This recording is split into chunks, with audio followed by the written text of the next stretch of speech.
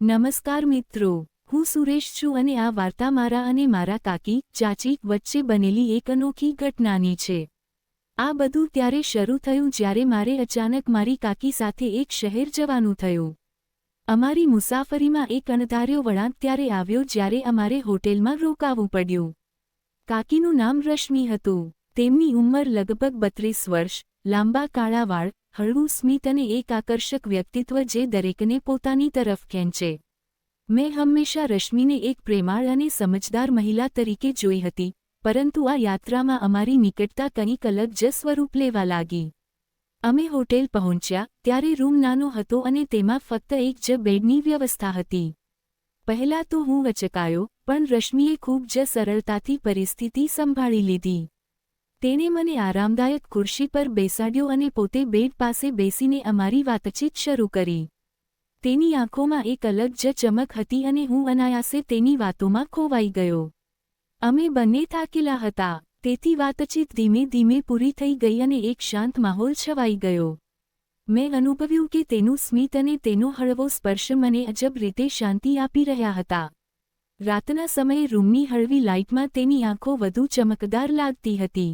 તેણે મારી તરફ જોઈને કહ્યું કે મને ઊંઘ આવે તે પહેલાં થોડી વાર આરામ કરવો જોઈએ। મેં માથું હલાવ્યું અને મારી આંખો બંધ કરી દીધી, પણ તેની હાજરીએ મારી ઊંઘને થોડો સમય દૂર રાખી। ધીમે ધીમે અમારી વાતચીત વધુ વ્યક્તિગત બનતી ગઈ અને હું તેની વાતોમાં મારા દિલની વાતો છુપાવીને સાંભળતો રહ્યો। તે મારી સાથે તેના જીવનના અનુભવો અને નાની નાની ખુશીઓની વાતો શેર કરી રહી હતી।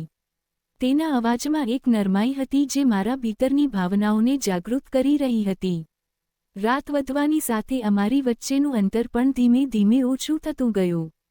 મેં અનુભવ્યું કે અમારી નજરોમાં એક સમજ અને પોતીકાપણું વિકસિત થઈ રહ્યું છે। તેણે પોતાના હાસ્યમાં એક પ્રકારની મધુરતા અને ઉષ્મા ભરી હતી, જે મારા દિલને સ્પર્શી રહી હતી। મેં તેના હાથને હળવો સ્પર્શ કર્યો અને તેણે પણ મારા સ્પર્શનો જવાબ તેની આંખોથી આપ્યો। એવું લાગ્યું કે સમય થંભી ગયો હોય અને અમે માત્ર એકબીજા માટે જ હતા। આ રાત મારા માટે એક નવી અનુભૂતિ લઈને આવી હતી। તેની સંવેદનશીલતા, તેનું સ્મિત અને તેની કાળજી લેવાની રીત મને અનાયાસે આકર્ષિત કરવા લાગી। મેં તેની નજીક રહેવાની ઈચ્છા અનુભવી પણ મારી મર્યાદા જાળવી રાખીને માત્ર તેની આંખો અને સ્મિતમાં ખોવાઈ ગયો। અમે બંને થોડીવાર માટે ચૂપ થઈ ગયા, પણ આ મૌન કોઈ અજાણ્યાપણાનું નહોતું, બલ્કે એક રોમાંચક અને શાંતિપૂર્ણ સમજનું પ્રતીક હતું। ધીમે ધીમે ઊંઘે અમને ઘેરી લીધા અને હું અનુભવી શક્યો કે આ યાત્રાએ અમારા સંબંધમાં એક અનોખું સ્વરૂપ લીધું છે। સવારની હળવી રોશની સાથે અમારી વાતચીત ફરી શરૂ થઈ। અમે ગઈકાલની ઘટનાઓ અને અમારા અનુભવો વિશે ખુલીને વાતો કરી। મેં જોયું કે તેનું સ્મિત અને તેની આંખોની ચમક પહેલાં કરતાં પણ વધુ ઊંડી થઈ ગઈ હતી। આ બધું મારા દિલને વધુ આકર્ષિત કરવા લાગ્યું। કાકી રશ્મિએ મારી તરફ જોતા કહ્યું કે આ યાત્રાએ અમને ઘણું બધું શીખવ્યું છે અને અમારી નિકટતા અમારી સમજ અને પોતીકાપણાને વધારે છે। મેં તેની વાતનો જવાબ હાસ્ય અને સ્મિતથી આપ્યો। અમે બંને હવે એકબીજાની વધુ નજીક અનુભવી રહ્યા હતા, પરંતુ સંપૂર્ણપણે સુરક્ષિત અને સન્માનજનક રીતે। અમારી આ યાત્રા ફક્ત એક હોટેલની રાત સુધી મર્યાદિત નહોતી, પરંતુ તે અમારી ભાવનાઓ, સમજ અને નિકટતાનો પ્રારંભિક અધ્યાય હતી। જેમ જેમ દિવસ આગળ વધ્યો, મેં અનુભવ્યું કે રશ્મિની સંવેદનશીલતા અને તેના નાના નાના ઇશારા મારા માટે કેટલા મહત્વના બની ગયા છે। તેનું દરેક નાનું સ્મિત અને વાત મારા દિલમાં એક ખાસ જગ્યા બનાવી રહી હતી। અમે હોટેલના રૂમમાં વિતાવેલી દરેક પળને ધીમે ધીમે અનુભવી। તેની આંખોની નરમાઈ, તેના સ્મિતની મીઠાશ અને તેના હળવા સ્પર્શનો કોઈપણ અશ્લીલતા વિના ફક્ત આનંદ લીધો।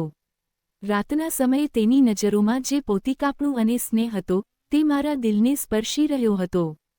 અમારી આ યાત્રા, અમારો આ અનુભવ અમારા સંબંધ માટે એક નવી શરૂઆત સાબિત થઈ। અમે સમજ્યા કે ફક્ત વાતચીત, સ્મિત અને એકબીજાની નજીક હોવું પણ કોઈ ઊંડા ભાવનાત્મક સંબંધનો પાયો નાખી શકે છે। બીજા દિવસે અમે હોટેલમાંથી બહાર નીકળ્યા, પણ અમારી વચ્ચે જે નિકટતા અને ભાવનાઓ હતી, તે અમારી સાથે હંમેશા બની રહી। અમારી આ યાત્રા અને આ અનુભવ અમારા સંબંધ માટે એક નવી દિશાનો સંકેત હતો। અમે એ સમજી લીધું કે ફક્ત વાતચીત, સ્મિત અને હળવો સ્પર્શ પણ કોઈ ઊંડા અને સાચા સંબંધનો પાયો નાખી શકે છે। આ રાત, આ અનુભવ અને આ સમજ અમારા માટે હંમેશા ખાસ રહેશે.